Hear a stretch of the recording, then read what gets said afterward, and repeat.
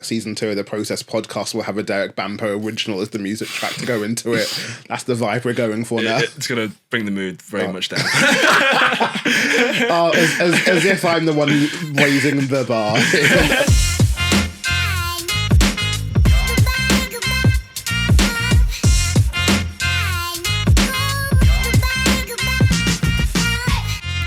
Hello and welcome to the Process podcast. There's no intro planned or scheduled, there never will be, but it's a vibe. We like the vibe. That's what we're here for. And speaking of what we're here for, I am your host Tyrone Lewis, and you're clearly here for me, obviously.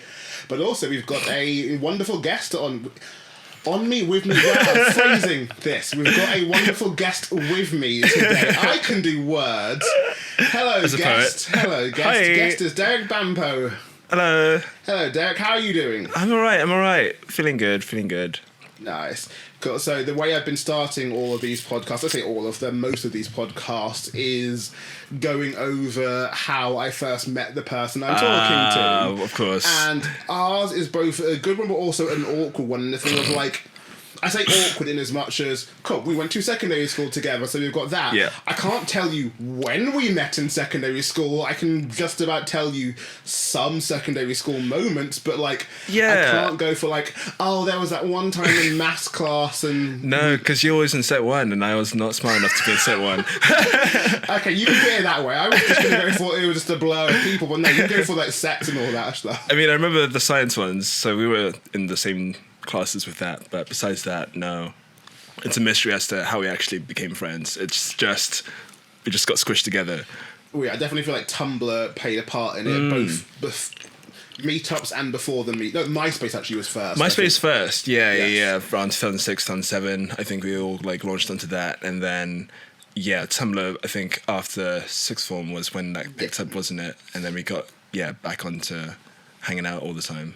Oh yeah, social media before social media was cool, or known as social media. Yeah, I think it was cool. I mean, at the time. You know what I mean by before it was cool. Like it was not. That's true. It was not the thing it is today. It's not quite overthrowing society. You couldn't really make money off it in that sense. No, you could start launching your internet career. You could start being your first jam girls and all of that side of it. You got your first couple of influencers. Tumblr famous, all that jazz. But it wasn't the same as it is today. Not quite. Mm-mm. But yeah, social media definitely kept us in touch, which was a nice thing. Yeah. And then it kept going from there. It just kept going. One thing led to another. You know, the rest is history.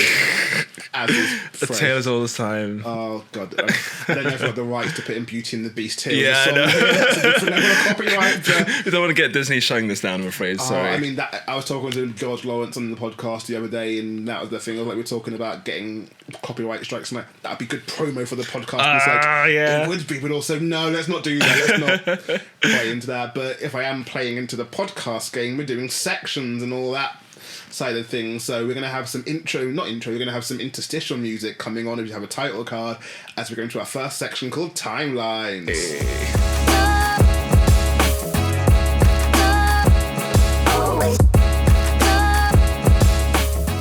So with the timeline section, I like to go into someone's past, present and future, and at least for today, not them saying you aren't one every day, but for today we are probably going to feature you as musician. So, for you, and I don't actually properly ask this question, as I realise the more and more I do this, I don't ask this question to people naturally. How did you first get into music? Oh, well, so this is, I think, going back quite a while, actually. So, firstly, my sisters were both in the brass band. I could not play a brass instrument for my life, so I had no hope getting into one of those, but music was kind of always in the house in some ways, not in the sense of my parents were into it, but like they just happened to have that skill. So there was kind of an aptitude there. And then getting into sixth form, a few of my friends started playing like the drums and stuff like that. But I was like, you know what? I'm not gonna be able to play the drums at home. Like my room is my room is literally the size of a prison cell. I need something that's like a little bit compact and. I'm not going to choose the question literally. Yeah, I know. So I was thinking, actually, maybe let's go for something a little bit, versatile, utilization wise. So people kind of made comments about like the size of my fingers and how long they are. So I was like, okay, that kind of narrows me down to, that kind of narrows me down to piano or bass. And then this was all happening around like 2010 or so, and that year, Scott Pilgrim vs. The World comes out. Watershed moment for me. Michael Cera, as cool as he is, looked so badass, surprisingly, with the Rickenbacker bass, and I was enamored. Like, I mean, it's Edgar Wright, so genius directing and storytelling of Brian Lee O'Malley, so that captured me pretty soon. And that year, I was like, Dad, get me the cheapest bass and combo you can off Amazon, and I'm just gonna give it a go. So that started going well for about a year or so. And then I think meetups were beginning to happen around like 2011 or so when I was like learning. And I was like, wouldn't it be cool to like also play guitar? Because people are bringing their guitars to things now, and that's apparently a thing that's cool. So let me try that. And you know what they say about getting girls, but like that was never actually a thing that was gonna work for me. So I was like, you know what, fuck it, let's just try play guitar. And then 2011 I picked it up, and yeah, I just caught onto it really, really easily, and just picked it up and learned all my favorite songs. And then I was like, you know what, why don't I try learning how to write my own songs, which was an endeavor, to say the least. I think it's been 10 years or so now, and I still don't think I'm like the best songwriter in the world, obviously, but it's improved, which is good. And like in general, like you've always basically been a fan of music at the very least. Yeah. I mean, like a few of my earliest memories was watching, you know, the Bucks and Smash Hits and just catching stuff like that. I think I remember being maybe 5 or 6 years old and the Prodigy's Firestarter coming up on screen and just being like, wow, this is absolutely crazy. And cutting through all the like bubblegum pop of the time, it's one of those like moments where you're like, okay, I know where I'm headed in that I'm liking the alternative sounds, you know? But not to go too...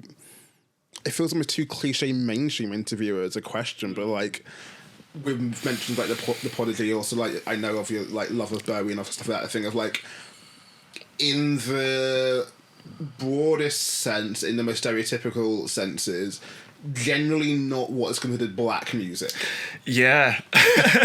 So that was the whole thing. I remember that being in school when we were like blasting out like Block Party and stuff like that on our phones. And I mean, they had a black member. They had a black member, so I was like, of course I'm gonna like them. If I had known about like bands like TV on the Radio and all those other guys, I would have like been a lot more confident with that kind of stuff. But it was on the FIFA soundtrack, so you know they made us like it. See, I can't even make any comments about that. Like, so much of my personality from being 12 to 16 was shaped over whatever was on the WWE versus SmackDown soundtrack, Raw versus SmackDown soundtracks. Yeah, and Burnout. Yeah, and you know, and Tony Hawk's was together as well.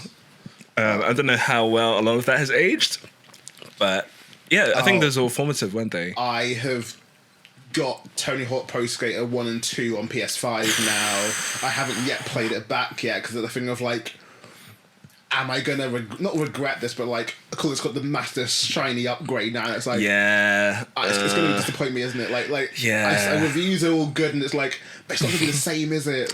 It's not gonna be the same. No, like I was thinking, like it would be cool to play like Crash Bandicoot or like Tomb Raider or something like that again, but I don't know if it's gonna hold up. Again, got a Crash Bandicoot as well. I think what got me a Crash Bandicoot was in, I want to say Uncharted 4, it might be Uncharted 5, in the PS5 Uncharted game.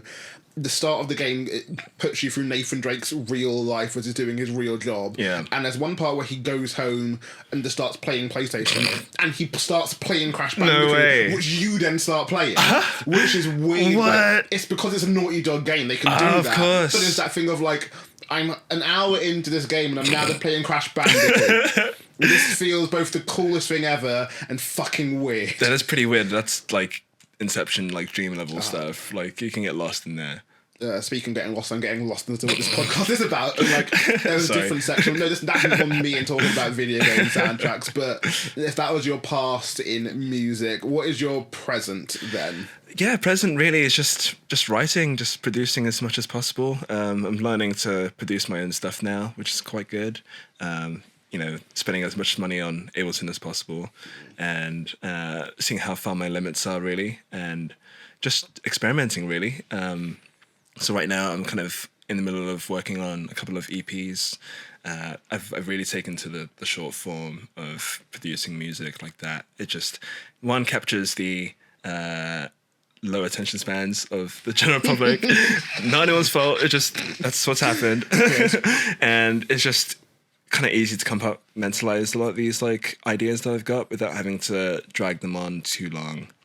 So I can kind of explore different sounds and like textures and just like box them into like 4 or 5, maybe 12 to 15 minute like sections, and then move on to the next thing. I mean, part of that might be my Sagittarius, like I can't stick with one thing energy, but it's working. It's going well.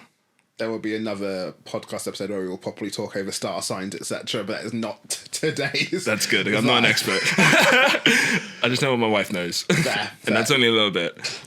Well, like obviously, like with your music stuff, obviously, while you're doing some stuff solo wise, you've also been in and out of working out bands and figuring that out. Yeah. And, like, I guess where is the current state of any bands or working together with people? Yeah, I'm in one right now that has been in place since about March last year. So we've been rehearsing for quite a while now. So we're hoping to play some shows fairly soon. I'm hoping before the end of the year we at least play something.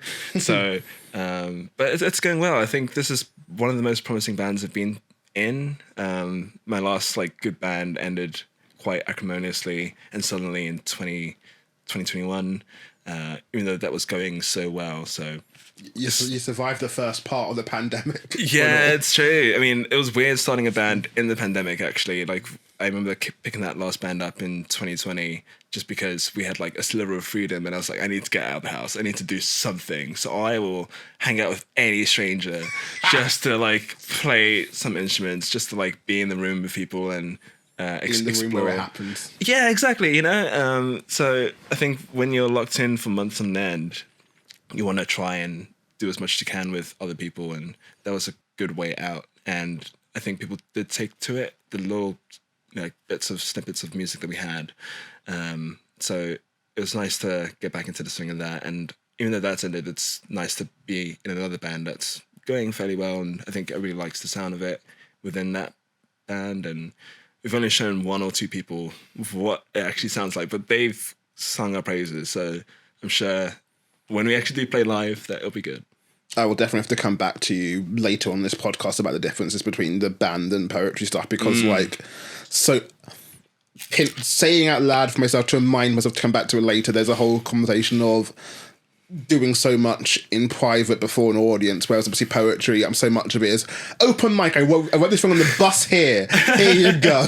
Also, there's like no limits on like poetry. You can just write on your phone or on paper, whereas I think music has quite a level of it's difficult to attain a certain degree of quality, and instruments cost so much, like getting digital audio workstations cost a lot, samples and all that kind of jazz, it all like mounts up. So there's definitely like blockers, I guess you could say, to becoming a good musician in this day and age, which is a shame in a way, but poetry is good for be able to like have that access for everybody to just jump on and say their thing, really. Yeah, for sure. And I guess now that is kind of almost segues then into the future section, and like with the music stuff, it sounds like the band is a thing that hopefully can grow into something in the future. Yeah. But just in general, what are your future goals? Is there like a checklist, bucket list for what you want in the future music wise, or is it just seeing where it all goes and vibes and stuff? I think everybody kind of wants some level of notoriety. I think there's an element of how much am I willing to market myself to try and attain that level of notoriety. All denim look again. I need the all denim look again. Yeah, honestly, maybe. I need to start putting my face on things and doing music videos and stuff. Actually, that would be really, really cool, is if I could get some of my songs on like soundtracks or videos or something like that. If I could like get it even sampled by like another artist or whatever, remixed. So just kind of putting it out in the world and people taking some notice of it. I don't need to get world famous. That's cool. I just would like a little bit more traction, I guess, would be the way forward. Season 2 of the Process Season 2 of the Process podcast will have a Derek BAMPOH original as the music track to go into it. That's the vibe we're going for now. It's gonna bring the mood very much down. As if I'm the one raising the bar in that kind of way, but just this like dark, sullen, experimental music that's like rumbling in the background when we're trying to like have a good time here. I mean, have you been to poetry events, that dark, solemn stuff? You know what? That's a very, very good point. There is some sad shit people say on poetry nights, and you leave and just like, I'm a changed man. I am. Pain changes people, you know. So to be honest, yeah, it would fit the bill. Well, like it's like. I guess that kind of covers some of the future things, but like with that, there's like, what is there any like process to get into that future goal? Is it just a level of just to keep working till it goes, or is it a thing of like hit this event to get to that event to get to that? Well, I mean, I think for being in a band, it's nice in that like you can share that load, and it really depends on how game everybody is. And I think when you're playing shows and stuff like that, that naturally will come when you're trying to build an audience and promoting on social media. So we're not quite there yet, but when that opportunity does come, I think it's just about hitting the road and trying to play as many shows as possible, and trying to write as many good songs as possible. Solo stuff, I think it's a bit more low-key. I can just kind of relax with it, so I don't really need to like go to events or like really push it on people. It's more just, I'm doing this for me. If people take notice of it, that's great. If not, that's cool. I'm really getting some self-fulfillment out of it myself. So that's the end goal more than anything. Like, given that you have slowly started to be putting little bits out here and there, like looking at, as someone who's not that familiar with the scene, etc., it looks like with things like Spotify, SoundCloud, YouTube, Patreon, all the influencer, content creator, first platform, etc. Yeah. Whilst many are con about them, it also does feel like there's an easier place for artists to get their work out. Does that seem like it's a helpful thing for you in that kind of way, or is it still a level of like, I can put it out there, but no one's going to listen to it? It's a double-edged sword, isn't it? Because it's out there as easy as possible now. But I think that also means there's a much crowded market than there used to be before. So when you're trying to get some sliver of a niche or a space for your original sounds, there's 500 people like uploading stuff maybe the same hour, you know, also trying to get like a piece of the pie.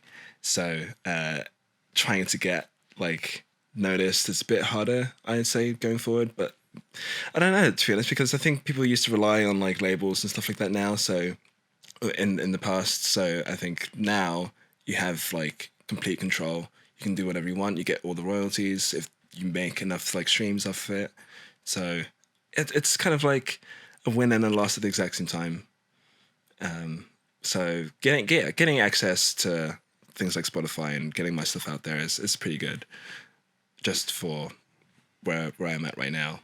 There is that thing of like, even just setting up this podcast, that thing of like, how much actually is it going to be to set up a podcast, and what I have to do to like sign up to Spotify, etc. It's like, oh, they're literally just free. You can just do it. Oh, that's easy. And it's cool. Almost worryingly easy of like, yeah, you know. Does it ever make you want to just keep just putting out little like demo tracks here and there? Like, here's something I don't care. We're done. Yeah, I mean, I don't know. I think there's still an element of like, I want to put like quality stuff up there. I want it to be like official when it goes up, and once up there, I'm like, that's it. It's up there. I mean, I've tried to consider putting old demos and stuff like that up in the past, but I just don't see the worth of it, because, you know, it's going to be a library of your whole work, and I think you want to put your best foot forward, especially when you're starting out. Maybe if you get a little bit more established, then people might want to hear like the sketches and the demos and stuff like that, just to get an idea of like how you came to the process of making this like big hit song. But as someone that's like completely new to the scene in a sense, then I think it's preferable to put your best stuff out there first and see where that takes you. Fair enough then, and that will end our timeline section. I don't have music to end the sections yet. I haven't quite got to there, but I have music to start the new sections. And speaking of new sections, we're going to go into the new. Like, it's not new. I've been doing it for every single episode of this podcast, but new to this episode. The next thing on this episode will be the section called "Let's Talk About." So let's talk about some shit. Cool.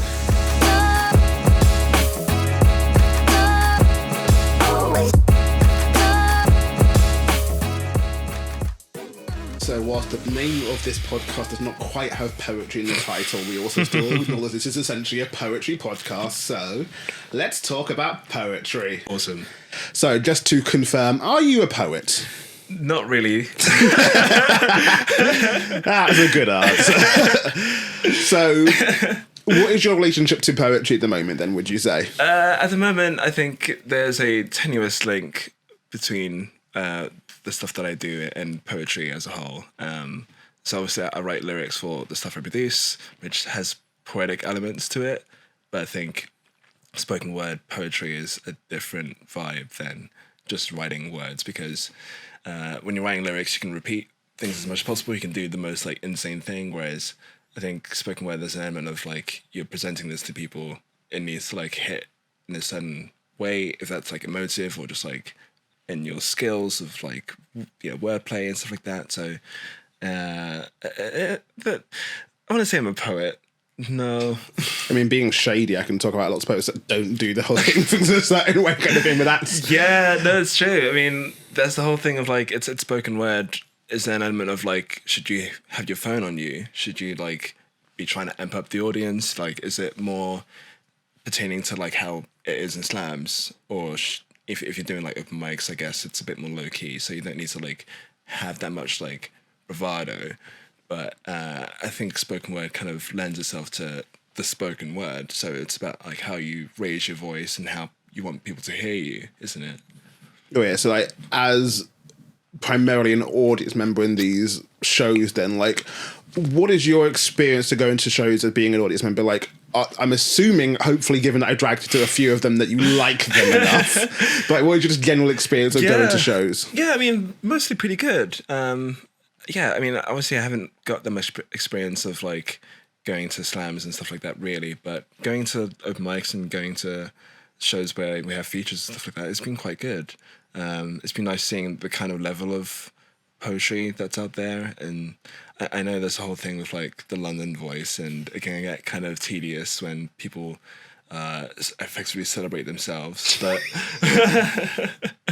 yes, that's okay. I mean, I think going to shows as I have in the last like 10 years or so, people have been quite welcoming. Even if you aren't a poet, they've like taken you in, and they love to hang out and stuff like that. So, but the poets themselves have been solid people, solid poems themselves, and it's been good. Yeah. I think one of the commonalities that poets talk about is that so many poetry nights, open mics especially, tends to be poets performing to other poets. And there's definitely a comment to the whole thing of like, we are staying in our own circles a little bit too much, talking to ourselves too much. So as some level of neutral party, and there's part of me that wants to make you the voice of every single audience member ever, but also you are just one person. But like, you as an audience member going to these shows, what do you like in poetry? What are you enjoying? What makes you go like, oh, this poem was good, or this poet was good? Wow, that's a good question. I think a lot of it is just how the topics just like hit, you know, and it could be as wide ranging as possible. I think that's one thing that encapsulates me, is just like how vast the kind of like elements of poetry can be. You know, people can be talking about like relationships or something that happened to them literally 2 seconds ago. You know, it's that like breadth of poetry and the skill that it takes to be able to like go up there and discuss these like often hard-hitting topics to a room full of people, really exposing yourself in that way. It's a very brave thing to do, and it's remarkable how people are able to like generate such a following almost, you know, to how they've presented these just like random things in their lives. And like, I guess, especially for personal opinions, like the things like what specifically or personally for you are the things like that is a topic that gets to me, or that is something that they do that gets to me, like. are there any that like standout things of like, oh, that person referenced Adventure Time, therefore I'm gonna freaking be falling in love with her, or I mean, I love pop culture, so that's helpful in the sense of your poetry, for example. Getting those references is always good, but they don't need to be like as front forward as yours. Sometimes can be. they can be quite like niche and subtle, and I think I mean, a lot of it is just like how they like frame the most simple things into such a beautiful like stream or melody, almost. So it's just kind of the way it's presented more than anything. It's not so much the content, but like just the way it comes out. And now obviously because you've got the whole music world, and I know you go to lots of music nights of all different levels. Yeah. Just in terms of how the nights are run, what are the main differences you're noticing between the nights?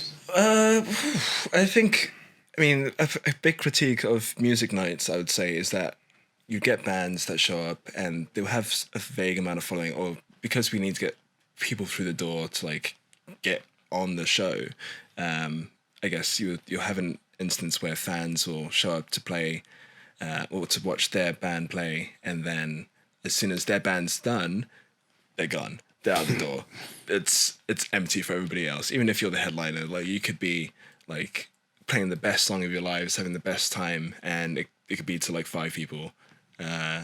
So that is quite hard. But I guess in poetry it can be a little bit like that as well, in that there are people that are there for you, and then their attention span kind of wanders when it's not you.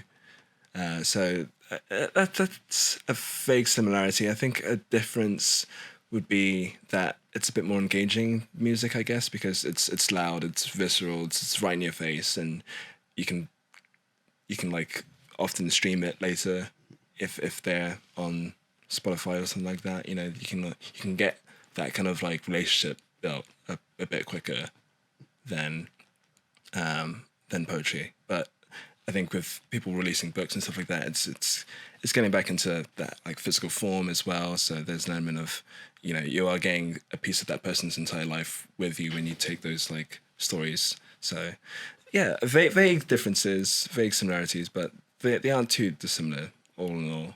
Well, that's actually kind of a nice thing to talk about there, and the whole thing of like, obviously music nights have their own open mic nights, or at the very least some level of invitational stuff as well, etc. But like, as you were talking about in the last section, so much of the musicians getting ready is so much practice beforehand and getting the right gear, spending time in the studio and all that kind of stuff. There's obviously poetry.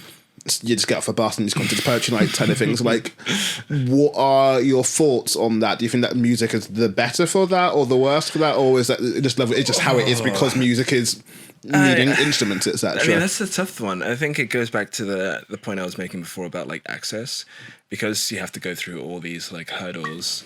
It's not something that everybody can do, especially if you don't have the money.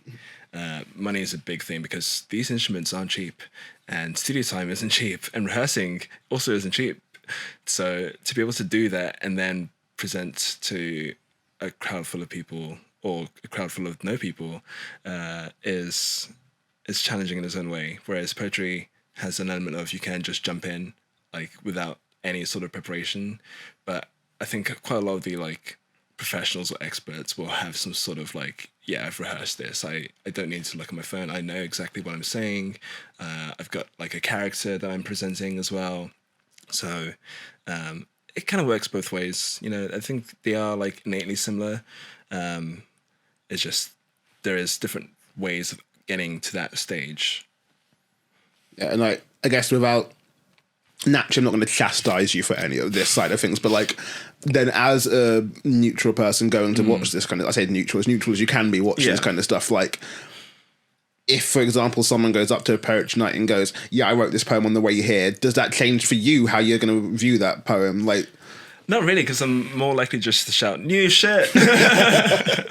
Like, I think it doesn't really matter when or how they did it. It's the same as like most people writing songs. Like, some people come up with stuff, in dreams. Some people come up with stuff like on the cuff. Like, it can just be improvised. Like, there's no real hard and fast rule as to how you're supposed to be creative. So if they wrote on the bus and they were able to perform it to a decent degree, then that's all that really matters. And then like with that as well, then like I'm assuming similar then for someone like brings out their phone or whatever and reads it from that, like doesn't change too much for you as long as they're performing it, I guess. Yeah, no, I don't think it really changes that much. I mean, obviously it really goes to like what does spoken word mean? Like what is the definition? And that kind of changes to person. So it could just be, yeah, you're reading off your phone, it's a decent poem, or you are speaking in a very like grandeur manner. But if it means what it means to you, then that's all that really matters. Nice. And like obviously you already kind of referenced beforehand in the last section again as well, that whole idea of like some poetry nights can be very heavy and can make you leave a changed person, etc. Like, I guess without, again, does that for the most part a good or bad thing, or just a thing that happens, would you say? Like, I think it's just a thing that happens. Like, I don't think that has happened at every single poetry night I've been to. Like, it may just be the personal nature of poetry just lends itself to people dredging up certain like emotions or certain like aspects of the life that like they wouldn't really normally talk about in like standard conversation. But I think that's cool. Like that's a brave thing to do, to be able to like bring something that might have really, really affected your past or changed how you like function in the world, and to talk about that in such an artful way is quite impeccable, to be honest. Like to change your hurt into something that is like powerful and speaks to other people. I think that's the main thing that like is a good takeaway for poetry for a neutral like me. And I guess like it's gone that whole neutral side of things, and I guess I know that so many nights have been a level of I'm bringing you to a night, or like I'm running, so there's definitely that part of it. So like outside of nights that I'm involved in or Demi is involved in or something like that kind of thing, like is there anything about a poetry night that would make you more inclined to coming than not? Like is it the venue? Is it the location? Is it the type of night? Is it what would kind of get you to a poetry event more than something else? I mean, location's obviously a big thing because it really all depends on like where a lot of these poets are based. You know, you want to be able to get as many people through the door as possible. So if they are having to be all in East London because that's just where the circle of poets are, then that's fine. But it's not always the easiest place to get to.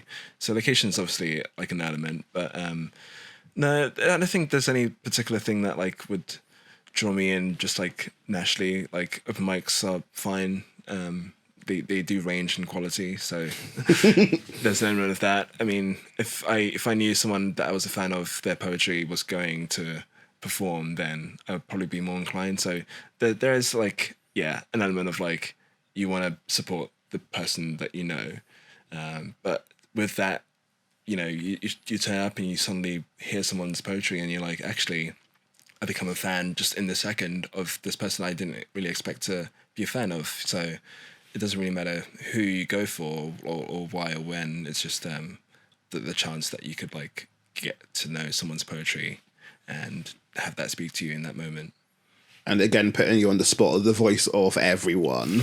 I was reminding Kayla about this the other day, and like, because like, so actually two things. First, one, I have actually brought you to a poetry slam yet. I don't think you have. I mean, I don't know. Maybe once or twice, but it's been a while. Because like the whole thing I was going to bring up was the idea that like I want to say it was the late 80s, mid 80s that poetry slams first started, and at least to my knowledge, they were started by a guy called Mark Smith in Chicago, and the whole point was to give something back to the audience because poetry, at least at that time, just before then, was such a academic artsy-fartsy, kind of like Allen Ginsberg-y kind of kind of thing stuff, and not to say that's bad, but a level of it was just that and not much with the people in that kind of way. So part of the idea of poetry slams was to give it more to the people, and at least anecdotally, but I also think, I don't want to call it a fact because it's not a fact, but like anecdotally looking at the scene, whilst open mic nights do get a crowd, going back to what I was saying earlier, a level of poetry slams tend to get crowds that are filled with more general public than open mic nights. So speaking for all of audiences everywhere, why do you think that's the thing?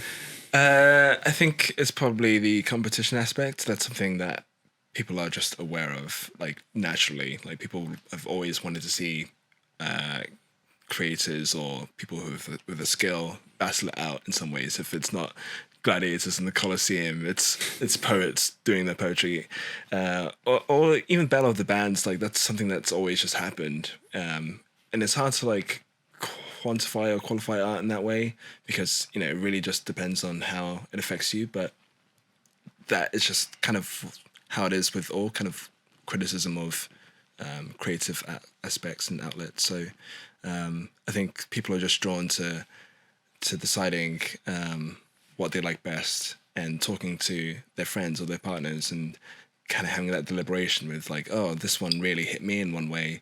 Oh, this one didn't hit me so much. Like, I can see why it did for you, but like for me, it just wasn't really my jam. So that's the kind of like discussion that fosters, I think, people wanting to go to these things. And I presume that slams is just it's entertainment, right?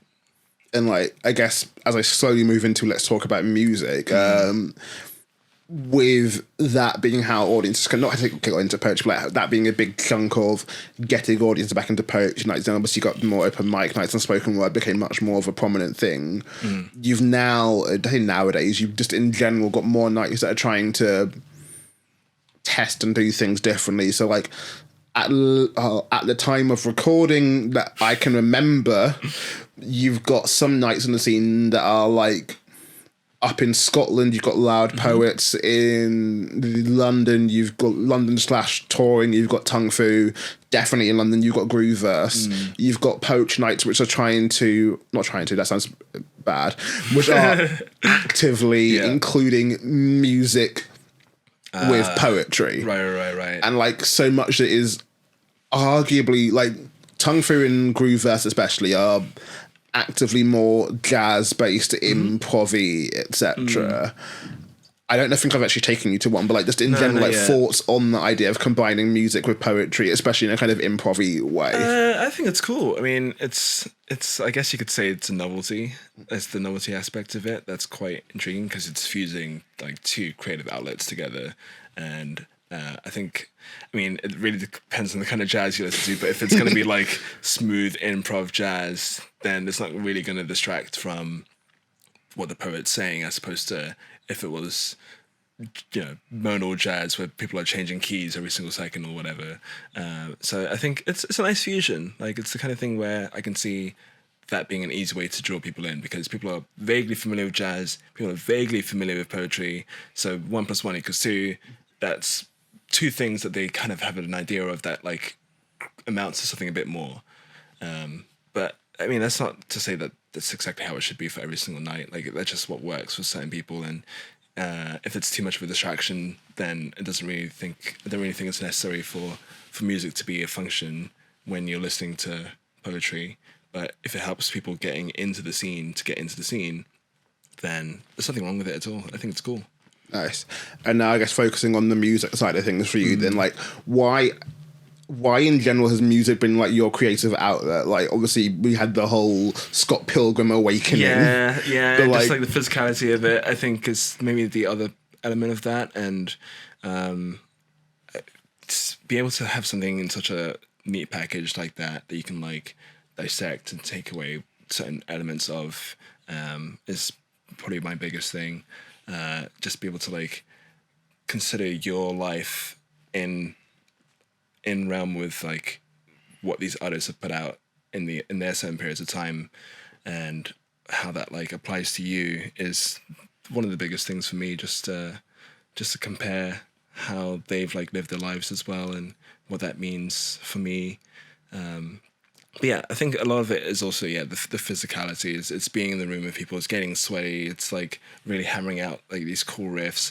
I think that's another thing actually, is just being able to like make something cool and fresh, and experimenting and trying to just make the most odd, weird sounds as possible.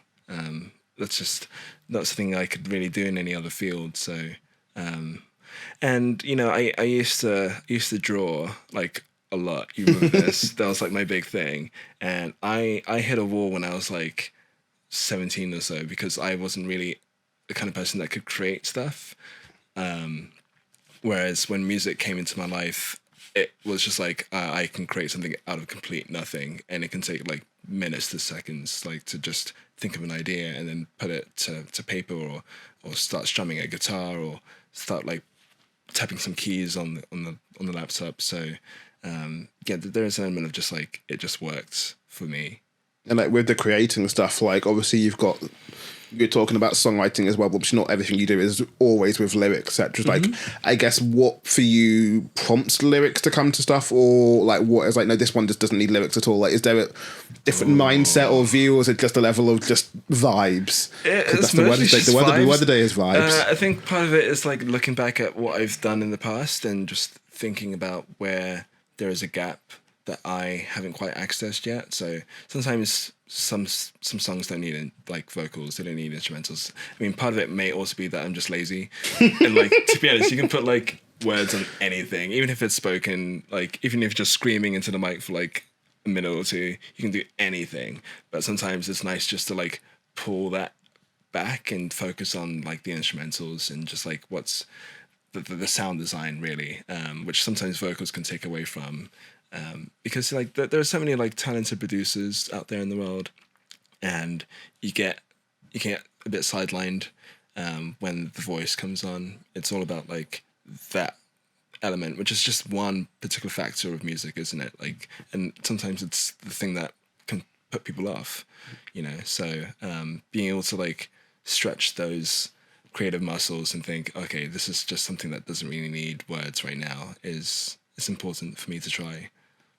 Nice. And like, I guess going on from that, like whether musically or lyrically, I know we've already touched a bit, obviously clearly in the last section about your future, but like with the music stuff is like, what are again, as someone who's not that familiar or versed in the music stage or music scene level of like, I would assume with everything, like with poetry, there's always level of getting better and improving. It's like musically, is it still the same thing? Or basically always just trying to get better and improve? And like, what is there to get better and improve at? Almost certainly. There's no way I could get like as good as I really, really want to be in a quick way. It's all just like learning something new every single day, and a lot of that just comes with practicing and just like absorbing other people's like musics and just seeing what kind of like things are out there, as well as learning theory is something that I feel like always kind of battled with in my mind, because I have no real like professional understanding of like music. It's just been completely off the cuff and like on vibes only, and just like using my ears more than anything. But I know that there's an element of, if I knew exactly what I'm doing technically, then that might be able to like get me into certain spaces which I'm not right now. For example, if I ever wanted to like pivot into soundtracking, it might be useful to like have some more theory knowledge to be able to say, okay, this kind of needs this kind of needs that, and it's helpful if you're like wanting to get people who are classically trained into your space. You know, it's a language that they understand, and you want to be able to like translate your ideas to them easily. So I think that's something I would have to consider really hard if I wanted to progress in any way. But I think a lot of it is just like trying to trial and error, just doing more than anything, just creating nonstop. Because there are certain things you just like fiddle around with on like Ableton or whatever, and then you're like, I didn't realize that's how you did that. And a lot of it's just like listening back to things and saying, oh, how did they do this? How did they do that? And trying it yourself. And you're not always going to come up with exactly what they did, but that's exactly how you get something new. It's just trying to do something, failing, but in that failure, you're creating something completely fresh. And that's exciting to me. Getting close to wrapping up this section and doing that fun interview thing of asking a question where I think I pretty much know the answer, but still going to ask it anyway. I was talking to Demi about this, and I've talked to George about this in our own separate tangents of it, of like, when you're involved in that media, you seem to analyze it and critique it more. So, like, yes, we're talking to Demi about, like, as she does more acting, is she now more critical of people's acting and performances? Talking to George about, like, how, like, when we're, as media people, we're more critical of media, etc. As poets, I feel as well, when we go to poetry events, we are more aware of poetry techniques and things being used. So, like, as a musician, given obviously how very mainstream music is, does being a musician yourself make it hard to just listen to music and just listen to it and appreciate it? Or is always a bit of you that's like, I'm listening to how they're making it and creating it and doing that side of things? Yeah, that's definitely a big part. You're always kind of like studying as opposed to always enjoying things. I mean, not that I can't just like put on a song and say, oh, this is just a great tune, I love hearing this thing, like it just like makes my ears tickle.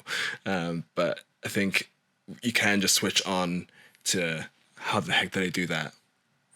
Why are they doing that? You know, because I do that even. So there is a factor of, you can't really turn off that brain sometimes when you're like in the creative mode, especially because you're always trying to like absorb ideas, trying to get like what's fresh, what's cool. So yeah, it's difficult, and that's also the case when you're watching bands live. You're like, is this riff stuck? You know, there's a whole thing in Metallica, Some Kind of Anger, where they're discussing like riffs and stuff like that, and Lars is like hammering James Hetfield. He's just like, this sounds stark. Like it's not a good riff, and they ended up creating a terrible album out of it. So it's just the nature of you can turn off that side of you sometimes, but when you're engaged in a certain way, especially when you're reflecting on your own creative like pursuits, you do kind of get stuck in I need to like get to this level, or this kind of sucks because I've heard it before a million times. My last question for you though on this, and sticking vaguely on that kind of topic, is not to call myself out, but to call myself out on things. There's the amount of times I've seen some poetry thing and it's like, that feels very cliche and on the nose or whatever, but people love it and it gets all the likes, gets all the scores, etc. Do you get that feeling with some music sometimes of like, you hear a song and everyone else is like, oh my God, that's incredible and amazing, you're like, that's basic as shit. Yeah, I mean, you know what? I think... You know what? I think I've come back around. So I think when I was first listening to music and when I was first beginning to create music, I did kind of have an uppity kind of, perception for like pop music. But now I've come around to, for example, thinking Britney Spears is like a marvel. You know, stuff like how they created Toxic is like literally ingenious, so there is a talent to being that catchy and that like cliche almost, because they're taking like pretty standard rules and maybe fucking with one or two things, and that's how you get like a hit song. But you need something that's a bit familiar, and right now I'm obviously not in the mind to create something that's like that poppy, but certain parts of like what I do, pick things out from there and they're like, that's cool. That's interesting. Why don't I like borrow that and see what that kind of does? So there's nothing wrong with like stuff that is a bit cliche and a bit standard. Although at the same time, I'm still not like, I'm not a Taylor Swift fan. Like, she is just God, you're gonna get cancelled. She is a bit standard for me. But at the same time, she's also doing like 10-minute long songs, which is progressive. So yeah, there's an element of like, you can get a bit like dry and boring with a lot of mainstream music, but that's not to say that there aren't like things you can pull out from it that are special. Like some of the best artists in the world were basic as hell, and that's okay. That's a nice note to end this section on. But now with that, we have this arguably planned section. We're now going to go into the chaos that is going to be slow fire questions. Oh boy.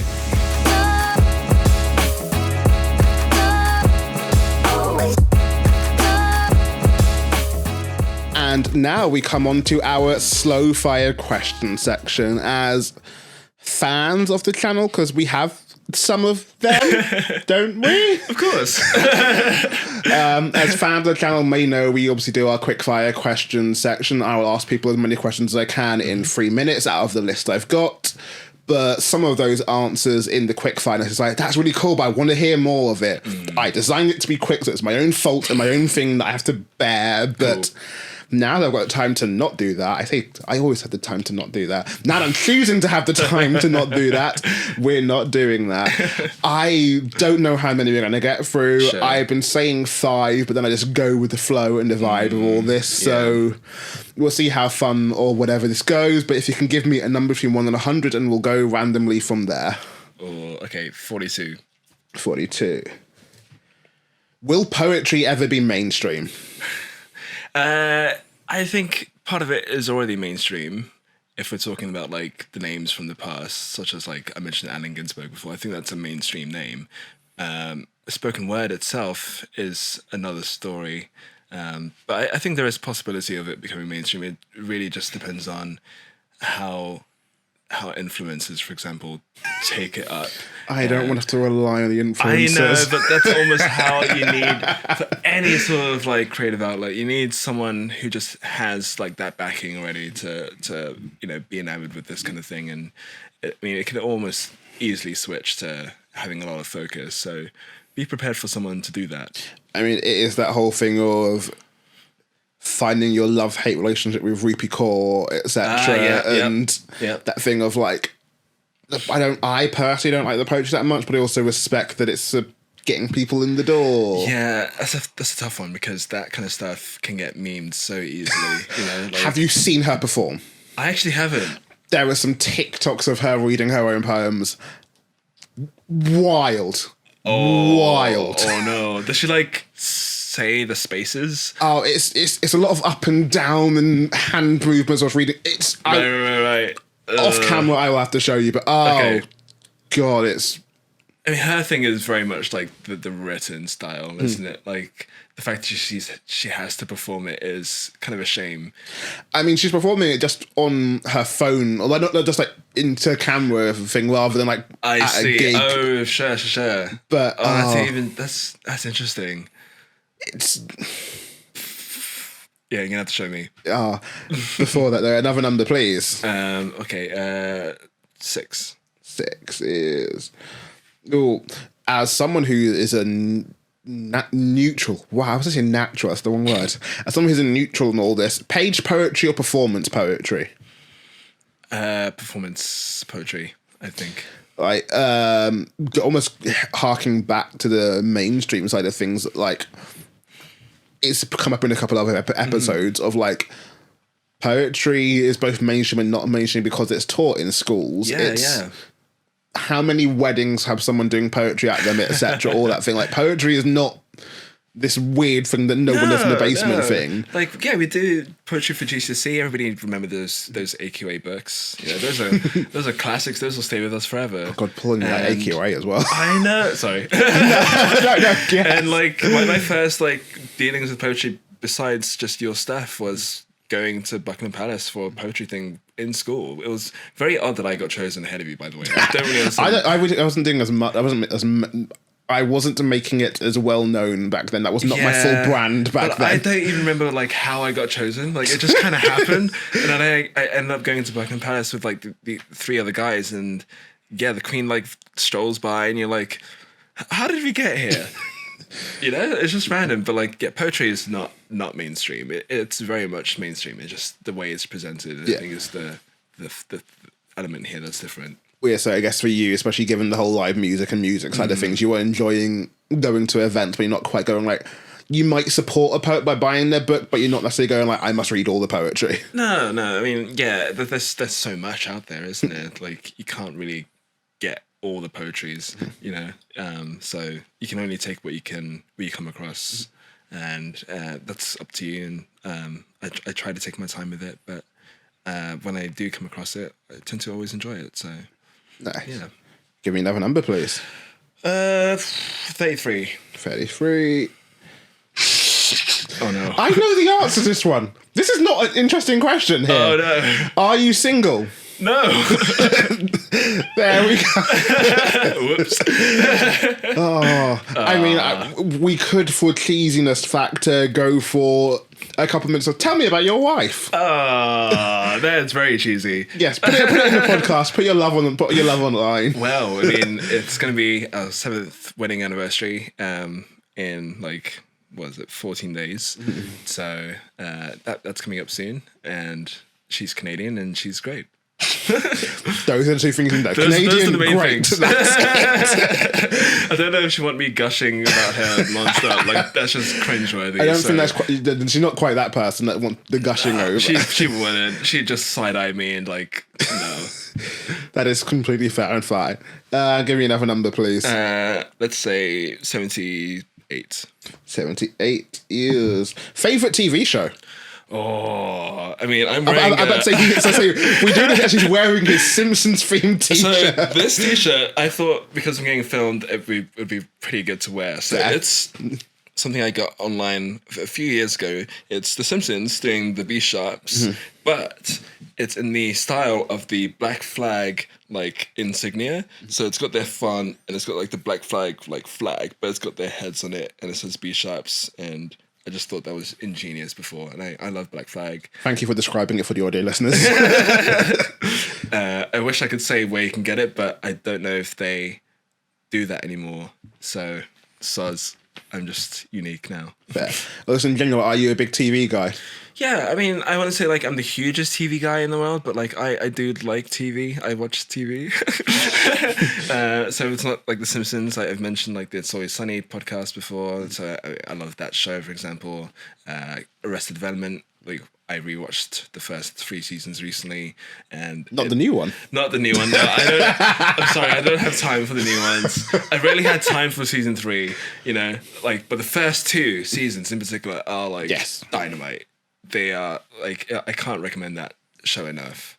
The amount of times I will, to myself, reference, I don't know what I expected, and the whole, like, opening the back. Like, I just found out my cellular telephone is a lemon. I blew myself.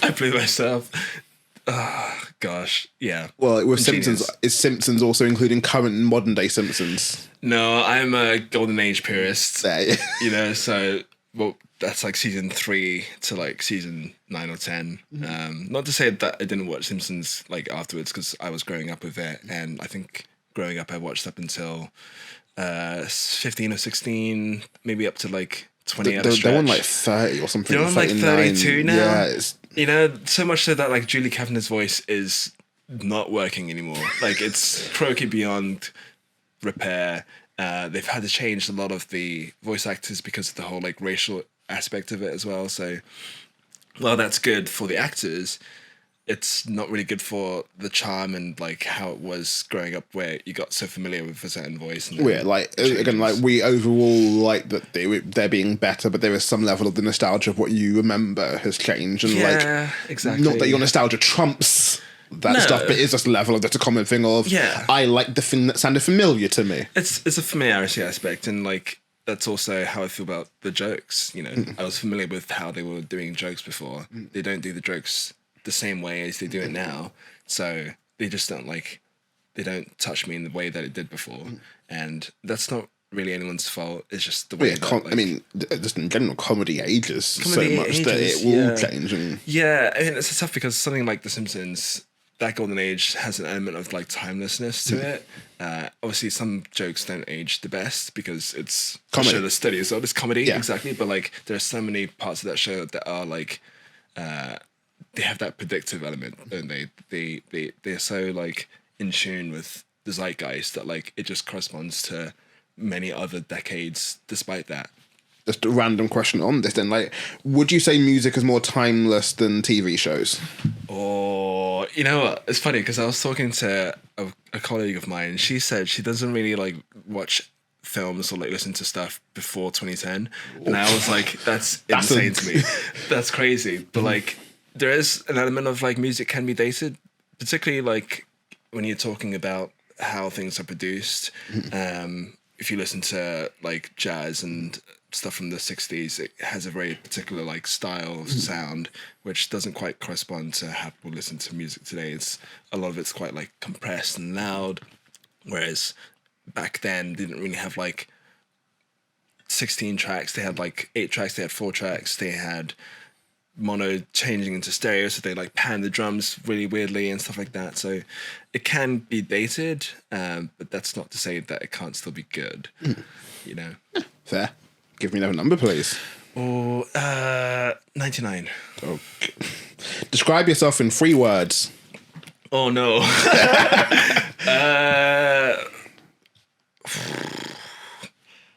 Black, tall, and thin. You know what? Fair. That works. Yeah. I thought physically that would just make the most sense. I mean, to be fair, physically is probably the easiest way to go Probably for the that. easiest way, yeah. I mean, like, I'm in the 2 minds of cool, slow fire question, that's fine. Also, level of like, do I want to expand on answers for the sake of expanding on answers for the podcast? And like, You can do exactly whatever you want to. How do you relate to your blackness? I mean, considering the name of your collections. Blackish, Too Black, Too Furious, both available for sale now. Yeah, I'm honestly, by the time you're listening to this, they're both available for sale. So I think in blackness, it's a thing that changes per person. So thinking about how, like, our relationship and how that looks between us, it's very, very different. Like, I'm first generation. My parents come from Ghana, so that's already like a big thing that you just like don't know about. Like, that's an experience that is very, very particular. But at the same time, being into the things that I am into and growing up like in the church and how that was on my like personality and where I'm at with that now and all that kind of jazz and stuff like that, it's very, very difficult. I mean, you see things in the news and, you know, all that's happened in the last like 5-10 years and all that jazz, and you do kind of have to have some harsh words with yourself and with the reality that you're in. But I think I've been quite fortunate in that, like, it doesn't really affect my day to day. So growing up in a big metropolitan city like London, like, obviously there's a high chance of there being like negativity, but realistically I'm surrounded by people that look like me all the time. So I don't really have that like self-awareness of like that I'm different in any way. Like, I think being in London, actually, we're maybe more so not the minority anymore. Like, remember being in school, I would say we were the majority. I think, especially when my mum was a governor at Westminster City School, there was definitely a time when I think it was described as 85% non-white. Yeah, that rings true, and that's kind of like an element of growing up that just meant that I didn't really have to like encounter these issues until way, way later.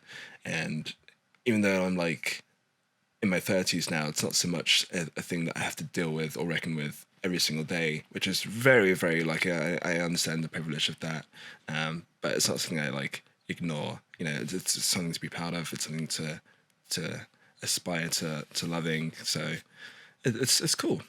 I've got no issue with it. You know. Cool. Let's do 3 more questions. So give me another number, please. 13. 13. What inspires you? I would say, that's a good question as well. I would say what inspires me is just not being able to do everything that I can do right now. So there are things that I'm looking to accomplish that I don't have the capability of right now.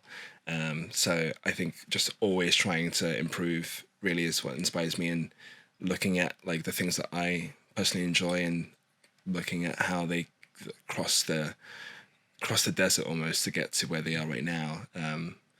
So I think if they could do that with the things that they were given, then I could do that with what I've been given, which is almost certainly an easy ride.